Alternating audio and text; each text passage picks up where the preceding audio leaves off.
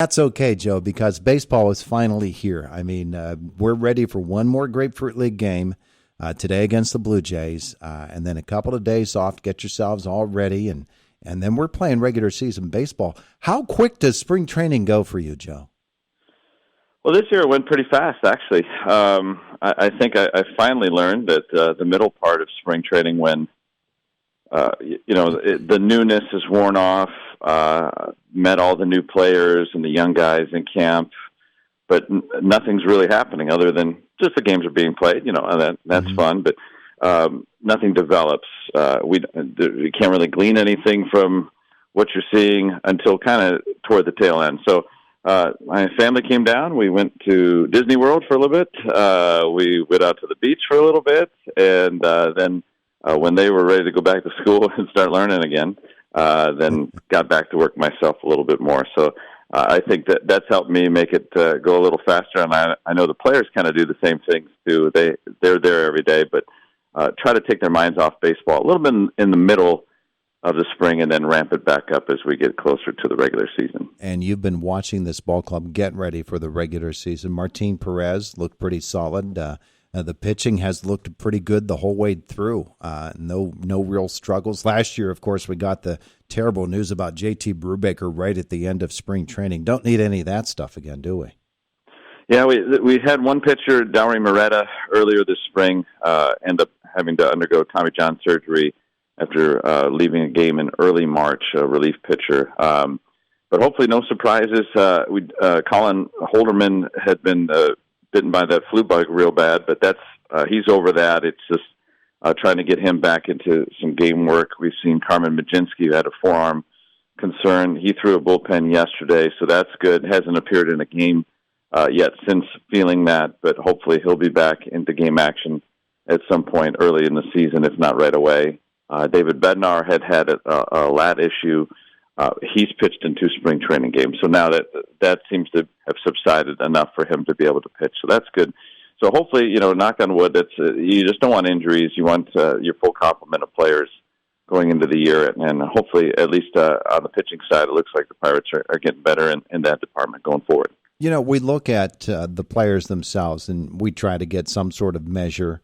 And it's hard for us to do it from a distance. You see them up close down there in Florida. But the coaches and manager Derek Shelton, of course, they've got to look at this objectively as well and decide, okay, here are the moves we need to make, and do we have enough to get into this season and really make some noise? Are they easy to read or hard to read when it comes to assessing whether or not they really like the makeup of this team? I think I just judge by their comments to the press, and I think it was a lot about, okay, playoffs, chance to win in the division. We heard that over the winter. That has subsided a little bit going into spring training and then coming out of spring training, maybe because, quite frankly, when you get into these situations, you really don't know what's going to happen in the season. But I'm optimistic because the Pirates are a team that's, pretty much built on young players. And if those young players get opportunities, and we're seeing them get opportunities, they have a chance to grow not only from the beginning of spring training to the end of spring training, but from March, April, and beyond throughout the season. You can see players get a lot better. And so that's what's going to really have to take place for the Pirates to be that team that I think, initially they were really hoping to see this year and still can, is, Henry Davis. Is he growing? Yeah, well, we saw him get really good behind the plate, and he hit well in spring, and it gives you that optimism that he can do that in the regular season. O'Neal Cruz, sky's the limit with him. He's only played 98 Major League games. He hasn't even played a full season's worth of Major League Baseball yet, so he can only get better. And Jack Sawinski, we've seen him grow quite a bit. Only Ralph Kiner with more home runs in their first 2 seasons as a Pirate ever. And we keep talking about how he can keep getting better, and he can. So that's the kind of stuff for me that those guys have to get better, and they can. And so, and we've seen some young pitchers grow with the Pirates too. So that's the kind of stuff that makes me say, all right, I'm optimistic for this season. If enough of those young players get better as the season goes on, then they're going to be a good team. And we saw that toward the tail end of last year when those young guys started coming up for the first time. they were a better team. So let's see that going forward, and hopefully the Pirates are contenders this year. I think they will be.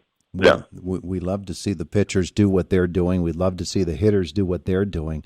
One of those things that you really, really like to see is good, solid defense. And man, oh man, can Ke'Bryan Hayes field the position? Wow, he's special. For those of us old enough that can remember some of the great defensive players in the last, let's say, half century or so, Brooks Robinson comes to mind at third base. Now he's got a long way to go, but Brooks Robinson won the Gold Glove for a decade and a half in Baltimore, and then we're the talents of Nolan Arenado to win 10 consecutive Gold Gloves at third base that had never been done in the National League, and then Ke'Bryan is able to wrest that away from him while that streak is still going. That tells you how good Hayes is, because clearly the managers and coaches who vote on that award have seen Arenado for years, and Arenado is fantastic. But Hayes does it differently. Now, Arenado with the fast twitch and everything is kind of bing bang bing, and for Arenado, and he's sweeping and he's sliding and he's moving around and the arms are moving. He does it in a different way, but he's still able to make some extraordinary plays. I think people have now started to see Hayes enough. It doesn't look extraordinary because he's so smooth. He's always in place. His feet are always in the right spot. His hands are always in the right spot. He gets the best hops. Because of his terrific fundamentals, he's able to make even more plays than Arenado, in my opinion. Range to more plays smoothly on his feet and not sliding and not, making an off-balance throw. That's the kind of stuff that makes him a superior defender. He's better than anybody in the business right now, and that's high praise coming from baseball people. I'm just repeating what they've told me and what they've said on the air. He is really that good, and it's so fun to be able to watch him for the next decade to come as a Pirate. Yeah. Hey, Joe, I grew up watching, of course, the Pirates of the 70s for the most part, the 60s and the 70s, and so I saw some really good fielders in my day, just watching Maz and the way that he fielded around second base and some of the great glove work. The Pirates weren't ever known for gloves, but they certainly are now with the team that they have there. I'm reading this new book on Pete Rose, the Charlie Hustle book. Did you see that's out? It's amazing. I have not read it. I'm reading a book about predictions right now, which is apropos for this time of year. So that's what I've got going right now. But maybe that'll be on my docket for this year. This new book about Pete Rose talks about how he worked himself into being the ball player that he is. Yeah, and they talk about Henry Davis and his work ethic, and you can see a lot of that Pete Rose bulldog mentality. Everybody uses that word around the Pirates' Henry Davis, and they used it around Pete Rose too. And for what he became, that was reprehensible. But man, Pete Rose, when he was growing up, he was all about the ball and working hard, and he made himself into the ball player that he became. Henry Davis has a chance to do that, doesn't he? Yeah, I think that's an apt comparison. I mean, you think about the ball player Pete Rose, and I know the gambling legacy, but I mean, he's the all-time hit king, and he was one of the very best hitters that ever lived. And the reason why, like you said, a lot of it, was because of the work that he put in. And Henry Davis has more talent than Pete Rose did, I think. I really do. And so, but the same work ethic. Bryce Harper comes to mind too. Is a more modern example of that guy that just really wants to win and is going to do it's just a baseball rat and wants to really win and bring his team together. And that's who comes to mind. But Pete Rose, certainly, when Harper came up, I thought Harper was like Rose. And then when Henry's coming up, I think Henry's like Bryce Harper. And Harper was a catcher as a youth, made the transition to come in and play the field. I think Henry's born to be a catcher. And the way that he brought everybody together over the winter, some of the younger players, pitchers, hitters, and just to talk baseball, to get better, it makes his teammates better, makes himself better. He's grown so much as a catcher, talking with some of the guys that he threw to last year, pitchers.